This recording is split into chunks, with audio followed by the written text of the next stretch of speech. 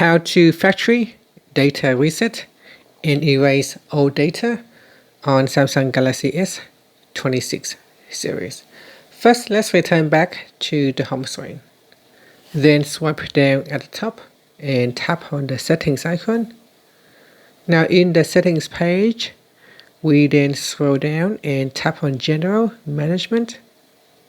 Then scroll down and tap on Reset. After that, scroll down and tap on Factory Data Reset.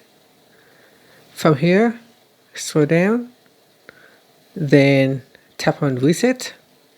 Now enter your current PIN and tap on Continued. Here's all your personal information and downloaded apps will be erased and can't be recovered. So before you reset, make sure you back up your data to a computer or to an external storage device. Then tap on Delete All to begin. Then tap on Confirm, and you need to sign into your Samsung account. Okay, so once I have put in the PIN, I don't need to sign in. It just automatically go ahead and reset the device. And that's it. Thank you for watching this video. If you find it helpful, please like and subscribe to my channel for more videos.